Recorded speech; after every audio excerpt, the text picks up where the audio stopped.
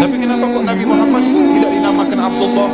Kenapa Nabi Muhammad tidak dinamakan Abdurrahman? Karena Nabi Muhammad bukan menjadi baik karena nama. Ingat bersama. Karena Nabi Muhammad tidaklah menjadi baik karena nama. Kamu kenapa menjadi mulia? Nama saya Muhammad, saya menjadi mulia. Iya. Kamu kenapa mulia? Nama saya Abdullah, saya menjadi mulia. Tapi Nabi Muhammad tidak mulia karena sebab nama. Nabi Muhammad kenapa tidak dilahirkan bulan Ramadan, bulan yang mulia? Kenapa di bulan Rabiul Awal yang tidak ada kemuliaannya sedikit pun di dalam orang Arab? Kenapa? Karena Nabi Muhammad yang memuliakan Rabiul Awal. Bukan Nabi Muhammad mulia karena lahir pada bulan Ramadan.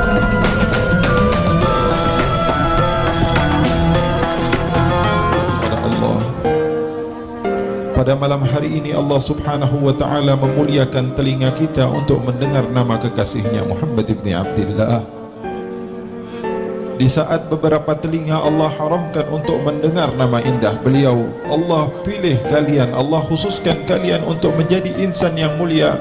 Allah gerakkan hati kalian, Allah langkahkan kaki kalian datang menuju ke suatu tempat, di mana di tempat tersebut kalian mendengar nama indah Muhammad ibn Abdillah. Nikmat yang Allah subhanahu wa ta'ala khususkan kepada kalian dari banyaknya makhluk Allah subhanahu wa ta'ala. Lisan kalian Allah mampukan untuk memanggil namanya ya Allah. Di saat beberapa makhluk Allah lupakan untuk mereka menyebut namanya, Allah pilih kalian dari banyaknya makhluk Allah di Bogor, dari banyaknya makhluk Allah subhanahu wa ta'ala di Indonesia, dari banyaknya makhluk Allah subhanahu wa ta'ala di Asia, dari banyaknya makhluk Allah di dunia, Allah pilih kalian dan kalian termasuk orang yang mampu untuk mengucap namanya. Kullun muyassarun lima khuliqa lahu, kata Rasul sallallahu alaihi wasallam, segala seseorang itu Allah permudah dia untuk apa dia diciptakan. Orang yang Allah subhanahu wa ta'ala akan ciptakan dia untuk menempati syurga Allah, maka Allah permudah langkah baik kepada dia. Dan orang yang Allah sudah inginkan kepada dia untuk menjadi ahli neraka, dipaksa bagaimanapun untuk hadir ke majelis-majelis ilmu, ada saja sesuatu yang dia tidak diberikan oleh Allah taufik sehingga dia tidak hadir. Bukan karena dia tidak mau untuk menghadiri majelis ilmu, akan tapi Allah sudah tempatkan dia di neraka Allah subhanahu wa ta'ala. Wal'iyadu billah min da. Allah jauhkan antara hubungan dia dengan Nabi Muhammad SAW. Bahkan ketika kita berkumpul seperti perkumpulan ini, ada saja dia katakan hukumnya bid'ah. Hukumnya bid'ah. Kami enggak bodoh-bodoh amat. Dari kecil kami juga belajar. Bahkan di madrasah-madrasah kami belajar. Guru-guru kami mengajarkan hukum. Ada namanya hukum haram. Ada lagi hukum halal. Ada lagi hukum haram, wajib, mubah, sunnah. Satu lagi apa? Ada nggak dulu belajar nama hukum namanya bid'ah? Ada atau tidak? Berarti bid'ah itu.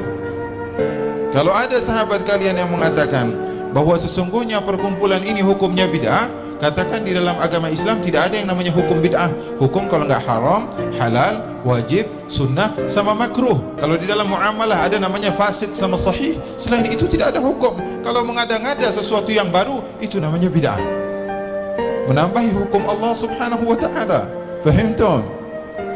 Bukan karena mereka tidak mau, akan tapi Allah tidak inginkan mereka kebaikan sehingga Allah jauhkan mereka daripada jalan Allah subhanahu wa ta'ala. Wal'iyadu billah min dalik. Sementara para sahabat Nabi Muhammad SAW mencari segala cara untuk bisa mendekatkan diri kepada Allah dengan cara apapun.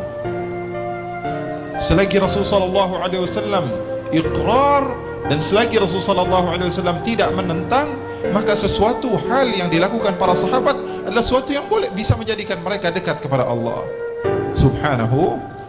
Faham atau tidak? Bahasa abdi ayeuna mah babalatak nyaho teu? Babalatak nyaho teu? Dia Sunda atau tidak? Sundanya. Iya, makanya Habib minggu ini ada di Malaysia, minggu ini ada di Thailand, minggu ini ada di Indonesia, minggu ini daerah Sunda, minggu depannya daerah Jawa. Jadi kalau ceramah berantakan, maafin aja ya. Makanya ada lughah sendiri, ada bahasa sendiri namanya lughah babalatakiyah. Jadi terkadang bahasa, kadang-kadang pakai bahasa Upin Ipin, nggak apa-apa ya. Begitulah para sahabat Rasul sallallahu alaihi wasallam. Kita boleh jadikan mereka sebagai contoh. Sahabat Rasul sallallahu alaihi wasallam, ada satu cerita.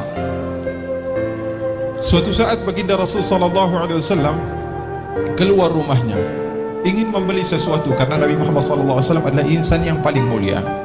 Kalau kita bayangkan Nabi besar Muhammad sallallahu alaihi wasallam tidak akan pernah ada habisnya.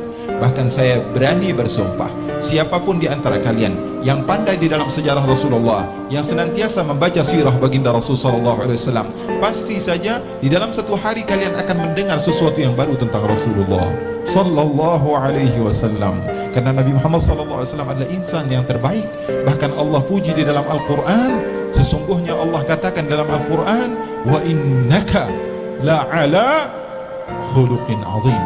Dimulai dengan harful waw yang berartikan yufidut taukid, kemudian inna harfu taukid, kaf harful khitab yufidut taukid, lam lamut taukid, ala khuluqin azim na'at man'ud juga yufidut taukid. Di dalam bahasa Allah kepada Nabi besar Muhammad sallallahu alaihi wasallam, wahai Muhammad, engkau adalah insan yang paling terbaik. Allah yang menciptakan Nabi Muhammad memuji Nabi Muhammad. Kalau manusia biasa memuji Nabi Muhammad, itu sesuatu yang biasa, akan tapi pencipta memuji orang yang dia cintai, yaitu Nabi Muhammad sallallahu alaihi wasallam. Ini keutamaan yang luar biasa hebat. Sehingga Rasul sallallahu alaihi wasallam keluar rumahnya. Maka Rasul sallallahu alaihi wasallam ingin memberi suatu hajat, suatu yang Rasul sallallahu alaihi wasallam butuhkan atau perlukan. Di pertengahan jalan Nabi Muhammad sallallahu alaihi wasallam melihat ada anak kecil yang menangis. Anak kecil menangis. Kalau kita melihat anak kecil nangis lagi jalan, kan kalau bahasa Garut namanya doting. Tahu doting ya? Sabar doting. Bahasa baru tuh ya. Apa namanya? Doting. Bikin hashtag ya. Bali ceramah doting. Kalau kita mungkin kalau ada orang yang menangis, jangankan anak kecil, orang tua menangis kita diamkan. Orang sedang terluka kita diamkan, apalagi anak kecil. Anak kecil sudah biasa menangis, dia bermain menangis. Tapi Rasulullah tidak. Rasulullah datang kepada orang tersebut. Akhlak Nabi besar Muhammad sallallahu alaihi wasallam, ma yufarriq baina as-saghir wal kabir, tidak pernah membedakan antara anak kecil dan anak besar. Ma yufarriq bainal qawi wad dhaif, tidak pernah membedakan yang mana yang kuat, yang mana yang lemah. Itulah Habibak Muhammad sallallahu alaihi wa ala alihi wasallam. Dicontoh para sahabat, para tabi'in, tabi'in. Di antara mereka ada seorang imam namanya Al-Imam Ahmad Ar-Rifai. Siapa namanya? Al-Imam Ahmad Rifai juga pernah. Suatu saat Imam Rifai lagi berjalan, tiba-tiba ada anak kecil menangis. Maka Imam Rifai kasihan melihatnya. Didekati oleh Imam Rifai. Kemudian Al-Imam Rifai mengatakan kepada anak tersebut, "Ma baluka ya waladi? Ma yubkik?" Kenapa engkau menangis wahai anakku? Apa yang membuat engkau menangis? Anak kecil tersebut melihat Imam Rifai datang kepada dia, dan dia tidak mengenal siapa Imam Rifai. Anak kecil tersebut mengatakan, "Khalli anni ayyuhal fuduli." Kalau bahasa kitanya enggak beda jauh, kepo lu, pergi sono. Anak kecil. Al-Imam Rifai datang kepada dia, ingin membantu dia. Kata anak kecil, kepo ini sama anak, pergi ente dari anak, jangan ikutin urusan anak. Anak punya urusan, ente punya urusan ente lebih banyak, sana pergi. Dan Imam Rifai mengatakan, "Adabtani ya waladi." Kau telah membuat aku berakhlak wahai anakku. Aku tidak akan pernah bertanya sesuatu yang tidak pantas untuk aku tanyakan. Begitulah akhlak mereka yang mencontoh Habibak Muhammad ibn Abdullah sallallahu alaihi wa ala alihi wa sahbihi wasallam. Ikhwani wa akhwati yang dimuliakan oleh Allah subhanahu wa ta'ala, maka Nabi Muhammad melihat anak kecil, perempuan Habasyiyah daripada Ethiopia, daripada Afrika, orang yang pada saat itu dihinakan. Maka Nabi Muhammad datang kepada dia, kemudian mengatakan, "Wahai anakku, apa yang telah berlaku? Apa yang terjadi? Apa yang telah engkau perbuat?" Maka dia katakan, "Ya Rasulullah, sesungguhnya aku diperintahkan oleh majikanku dan aku adalah seorang hamba sahaya." Indah sekali kisah Rasulullah. Bayangkan seakan-akan Rasulullah berada di sekitar kita. Nabi Muhammad yang sangat mencintai kita, hari-harinya dipenuhi dengan kisah-kisah cinta, sehingga pencipta cinta kepada Rasulullah SAW. Sallu ala Nabi Muhammad. Maka Rasulullah bertanya, anak kecil tersebut menjawab, "Ya Rasulullah, sesungguhnya aku punya majikan dan aku adalah salah satu daripada harta majikanku. Aku diperintahkan pergi ke pasar. dengan membawa uang sebanyak 400 dirham untuk membeli satu hal ya Rasulullah. Kemudian uang tersebut hilang ya Rasulullah. Aku bingung ya Rasulullah. Aku masuk ke pasar, aku ingin membeli sesuatu, aku tidak memiliki uang. Aku ingin pulang, aku ingin memberitahu kepada majikanku, dia pasti marah ya Rasulullah. Aku bingung apa yang ku perbuat, maka aku duduk di sini dan menangis ya Rasulullah. Aku minta kepada Allah, semoga Allah mempermudah langkahku. Nabi Muhammad bertanya, apa yang kau perlukan? Uang ya Rasulullah. Berapa? 400 dirham. Nabi Muhammad sebenarnya ada niat untuk membeli gamis baru. Nabi Muhammad membawa memang sekitar 400 dirham, akan tapi Nabi Muhammad berikan kepada dia, ambil uang ini dan kau belanjakan, lalu kau pulang ke rumahmu sehingga engkau tidak dimarahi oleh majikanmu. Itulah Nabi Muhammad. Di dunia Nabi Muhammad tidaklah membiarkan kita untuk bersedih, apalagi di akhirat. Nabi Muhammad SAW akan mencintai kalian yang mencintai Nabi Muhammad. Baca di dalam hadis diriwayatkan Rasulullah SAW mengatakan, Uhudun jabalun yuhibbuna wa nuhibbuh. Gunung Uhud adalah gunung yang yang cinta kepada kami dan kami pun cinta kepadanya. Gunung Uhud adalah gunung yang sangat mencintai kami dan kami pun mencintainya. Nabi Muhammad SAW akan mencintai siapapun yang mencintainya, walaupun yang mencintainya tersebut adalah sesuatu benda mati, gunung. Bahkan Rasulullah SAW yatamatta, merasakan bahagia dan nikmat ketika memandang Uhud. Kurang lebih 2 minggu yang lalu saya pun baru pulang dari sana dan Masya Allah, nikmat sekali ketika kita membaca sejarah Rasulullah dan Rasulullah SAW seakan-akan berada di hadapan kita. Sallu ala Nabi Muhammad. Rasulullah SAW mengatakan, gunung Uhud mencintai kami, maka kami pun mencintai kepadanya. Banyak sekali cerita-cerita sesuatu yang mencintai Rasul, maka Rasul pun akan mencintainya. Seperti Rasulullah SAW memiliki pohon yang Rasulullah senantiasa menyandar kepada pohon tersebut ketika berkhutbah. Maka Sayyidina Uthman atau salah seorang membuatkan kepada Rasulullah SAW mimbar, maka apa yang terjadi? Rasulullah pindah ke mimbar. Ketika Rasulullah ceramah, terdengar suara menangis, sesuatu seperti menangis, seperti anak kecil yang merintih menangis. Maka Rasulullah SAW diam, kemudian sahabat pun diam. Maka Rasulullah SAW turun ke bawah mimbar dan Rasulullah pegang pohon tersebut. Lalu pohon tersebut diam. Rasulullah mengatakan kepada para sahabatnya, wahai sahabatku, apakah kalian tahu apa yang aku katakan kepada pohon tadi? Tidak ya Rasulullah, sesungguhnya pohon tersebut merintih dan menangis dan dia ingin selalu aku pegang. Maka aku katakan kepada dia, kalau engkau mau untuk bersabar, maka engkau akan bersamaku di surga. Maka dia berhenti untuk menangis. Dan demi Allah, kata Nabi Muhammad, kalau aku tidak diamkan, maka semua orang akan mendengar dia sampai hari kiamat. Pohon mencintai Rasulullah, maka bersama Rasulullah. Bahkan gunung Uhud di dalam athar dikatakan bahwa gunung tersebut akan pergi ke surga bersama Rasulullah sallallahu alaihi wasallam. Bagaimana hati kalian yang mencintai Rasulullah? Bagaimana jiwa kalian yang senantiasa mencintai Rasulullah? Bagaimana ketika hari-hari kalian dipenuhi dengan kecintaan kepada Rasul sallallahu alaihi wasallam? Maka di dalam hadis juga ketika Rasul sallallahu alaihi wasallam hijrah dari kota Makkah menuju kota Madinah, Rasul sallallahu alaihi wasallam datang ke satu tempat, maka perempuan-perempuan datang kepada Rasulullah, anak-anak kecil. Mereka katakan, nahnu jawari min bani najari, ya habbada Muhammadin min jari. Kami adalah anak-anak kecil perempuan daripada keturunan Bani Najjar. Sekarang kami merasa bangga karena Nabi Muhammad menjadi tetangga kami. Maka Rasulullah SAW bertanya, atuhbibnani, apakah kalian cinta kepadaku wahai anak-anakku? Mereka katakan, bala ya Rasulullah, iya ya Rasulullah, kami sangat mencintaimu. Kata Rasulullah, wallah inna qalbi yuhibbukun. Ketahuilah demi Allah, kata Rasulullah, sesungguhnya hatiku pun mencintai kalian. Cinta dibalas cinta oleh Rasul sallallahu alaihi wasallam. Nabi Muhammad sallallahu alaihi wasallam memberikan harta yang dimiliki oleh Nabi Muhammad kepada anak kecil tersebut. Lalu Nabi Muhammad SAW pergi ke pasar, lalu Rasulullah SAW pulang ke rumahnya. Nabi Muhammad SAW terkadang ke pasar, Nabi Muhammad terkadang makan, Nabi Muhammad terkadang minum. Oleh karena itu sebagian orang yang memandang kepada basyariyah Rasulullah dikatakan sebagaimana dalam Al-Quran, ma balu hadzal rajul ya'kulu at-ta'am wa yamshi fil aswaq. Nabi seperti apa ini? Kok makan seperti makanan kami, kok jalan-jalan seperti jalannya kami? Kenapa? Karena mereka memandang kepada basyariahnya Rasulullah. Mereka jauh daripada Allah. Kenapa? Karena yang mereka pentingkan adalah sesuatu yang berhubungan dengan basyariah. Begitu juga seorang murid kepada gurunya, yang dia tengok, yang dia lihat hanyalah sesuatu yang berurusan dengan hal duniawi saja. Ini guru saya sama saja seperti saya, jalan-jalan, saya juga jalan-jalan, makan-makan, saya juga makan-makan, nongkrong-nongkrong, saya juga nongkrong-nongkrong. Tidak akan pernah mendapatkan faedah daripada ilmunya sama sekali.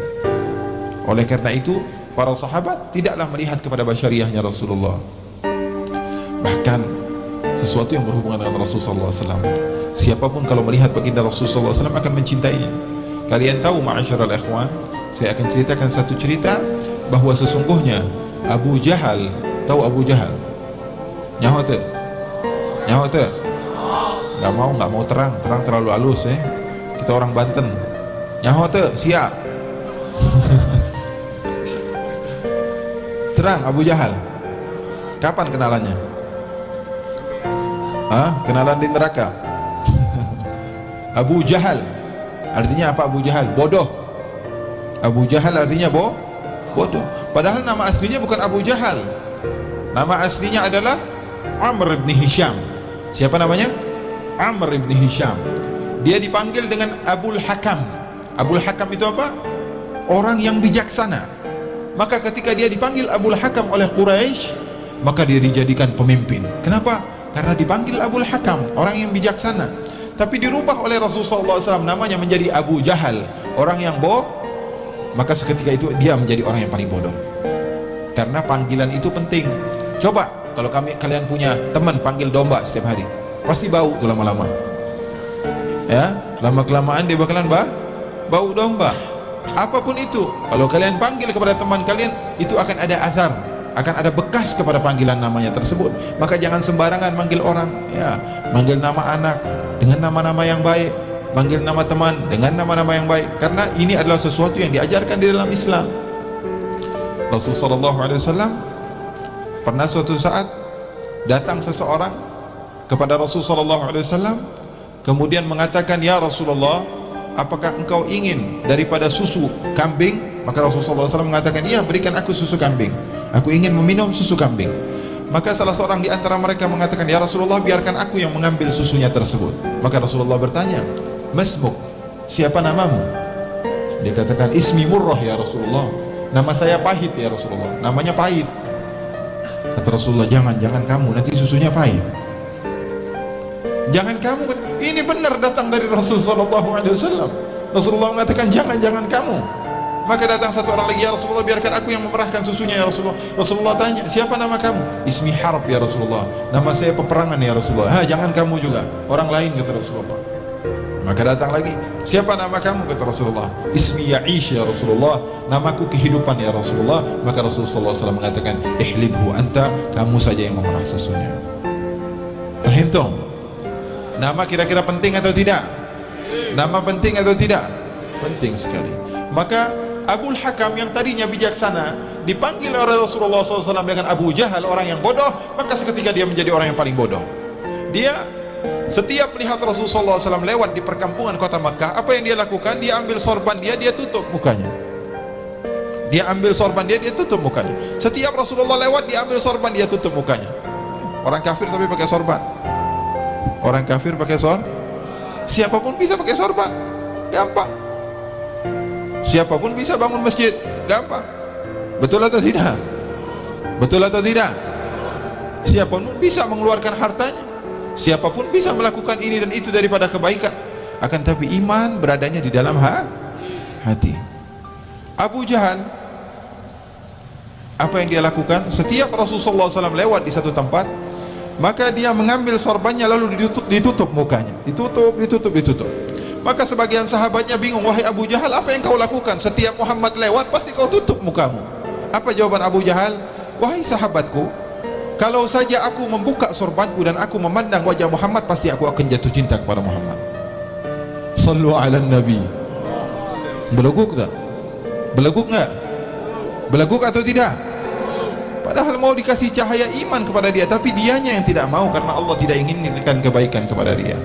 Setiap Nabi Muhammad lewat, maka dia tutup mukanya. Bahkan di dalam sejarah juga dikatakan ketika Rasulullah hijrah masuk ke dalam goa Thawr. Goa apa? Selama 3 hari Rasulullah SAW berada di dalam goa tersebut. Kalian mungkin selalu mendengar bahawa sungguhnya Rasulullah berhijrah bersama Sayyidina Abu Bakar. Kemudian Sayyidina Abu Bakar melepaskan bajunya, lalu dengan baju tersebut bolongan-bolongan yang ada di goa Thawr ditampal oleh Sayyidina Abu Bakar sehingga tidak mengeluarkan binatang yang bisa mengganggu Rasulullah SAW. Sudah pernah dengar? Sudah pernah dengar. Banyak yang sudah mendengar tentang hijrahnya Rasulullah SAW. Akan tapi ulama sejarah sebagian menceritakan bahawa Sayyidina Abu Bakar digigit oleh ular atau kalajengking pada saat itu, sehingga wajahnya berubah menjadi biru, lalu mengeluarkan keringat atau tangisan sehingga mengenai Rasulullah SAW. Lalu Rasulullah SAW terbangun dan didoakan.